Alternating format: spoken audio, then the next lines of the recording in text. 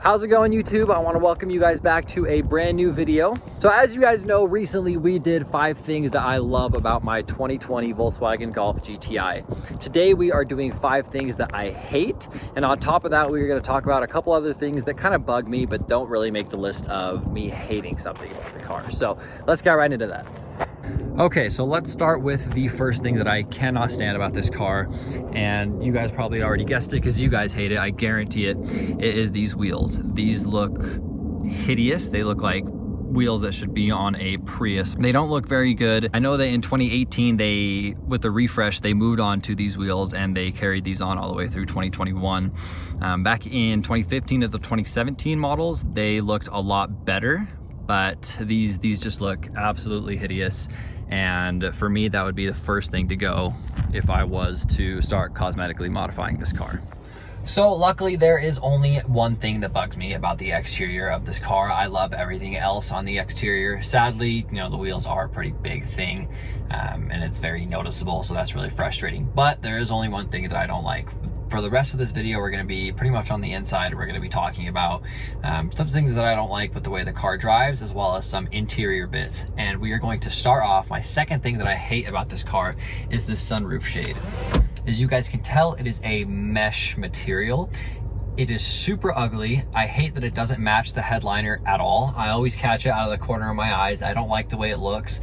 It has this like chrome bezel, as you guys can tell, and it doesn't look very good. I catch it out of the corner of my eye and it bugs me, so I always just have this open, which, I mean, it's good for lighting, it's good for videos, and the sunroof, I think, has like a ceramic tint on it, and so there's not really too much heat that comes through, so that's really awesome. But that is going to be the second thing that I cannot stand. The third thing that I cannot stand about this car, and I talked about it a lot in my review video, but it's just going to be how long these gears are in this transmission. First gear tops out at about 40 miles an hour, second gear tops out at about 73 to 75 miles an hour, and then third gear is almost at 100 miles an hour. And it's really frustrating because when you want to have a good time, when you want to drive fast, you buy the manual transmission to feel the car, to shift yourself, and it's frustrating because when you're trying to go fast, even accelerate up to a speed limit, it's frustrating because you can't row through too many gears. Here in Utah, our speed limit's 70 miles an hour on our freeway, and again, I start speeding when I'm in second gear, so it gets super frustrating. But that's gonna be the third thing that I cannot stand.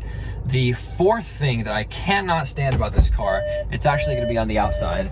That's annoying too. So with these seats, I love these seats. It has nothing to do with the seats themselves, but it's going to be these adjustments right here. Now again, I have the SE package.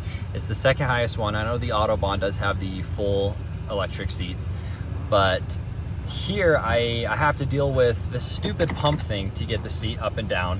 I have this, I have that lever to slide the seat back and forth, but then they went ahead and gave me an electric recline, which is super stupid. I don't know why they couldn't just give me a lever recline or just do the whole thing electric. It's not that expensive, and it would make the seating position much more customizable and feel much better for everybody. So that's going to be number 4. The fifth and final thing that I cannot stand about this car is actually, it might be pretty funny to some of you, but it's how well this chassis is made and how tight everything is. And let me explain a little bit. So when I accelerate in this car, I don't get the feeling that I'm looking for. I don't get that hard push in your seat. You still get it, but it's not as dramatic as I would want it. But then when I look down at my speedometer, I'm hauling ass. And I contribute it to this car being so well built that everything is so smooth, everything is relatively quiet. Obviously in sport mode, the sound actor goes off and you can get some fake engine noise. But you don't really get that crazy push in your seat feeling. And I don't know how they've done it, but you don't get the feeling, but you're hauling ass. I have an old friend that whenever we ride together, she'll be sitting in the passenger seat and I'll be getting onto an on-ramp, and I'll hit first and second gear. And one time she told me, I can feel you, accelerating really hard, but I don't feel like your car is very fast. And then when I look down and see how fast you're going, it's crazy because you don't feel it. So that's going to be something that I really don't like. I wish that I don't even know what I wish. I wish that I could feel the acceleration a little bit better, but maybe that's just me being picky. Maybe the car is just built so freaking well that that's just how it is, but that's just something that kind of bugs me.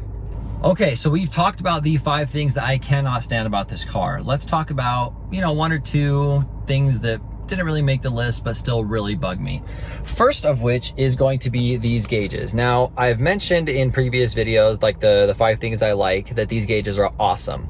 However, unfortunately, sometimes this oil temperature gauge, which is the most important gauge to me, glitches out and it doesn't show me what my oil temperature is at. So I don't know if I can push it, if it's too hot. I don't know if it's too cold and I can't get on it yet. It's just super frustrating.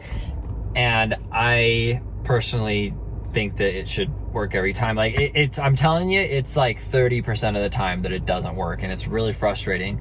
But what are you gonna do? It's electronics. You can't expect them to work 100% of the time. And finally, the last thing is going to be the way that the car drives when it's hot outside, and it's only when it's hot outside. So when we're up above 95 degrees and you try to get on the car, which you shouldn't beat the heck out of a car when it's so hot outside, but when you try to make that turbo spool up a little bit more than you normally would for daily driving, it gets kind of jerky, is the best way that I could describe it. Like right at 3,000 RPMs, you can literally like feel a knock in your back or in the car, and then you get a surge of power. It feels super analog, and it wouldn't be a problem if it was like an STI, because they just do that normally. But for a car like this that always drives so smoothly and always has power down low and rips throughout the entire RPM range, it's kind of weird feeling that when it's hot outside and you're like, holy cow, is there something wrong with my car? And then you look down and you see it's 100 degrees and you're like, oh, well, that's what it is. I wish it wouldn't do that. My truck never did it. It also had 3 intercoolers, but my truck never did that. And I wish that this kind of felt smooth the entire time, no matter what temperature is at. Don't be on your car when it's hot outside. It's so bad for it. Your car's pulling a ton of timing, and it's not gonna give you your full horsepower anyways, so it's pointless, and it gets super hot. But anyways, guys, that is going to be the end. That is 5 things that I hate, as well as a couple things that I just really don't like about this car. Thank you so much for watching. There is going to be one more video on this GTI coming out very soon. I hope you guys all have a great day, and we will see you on the next one. Later.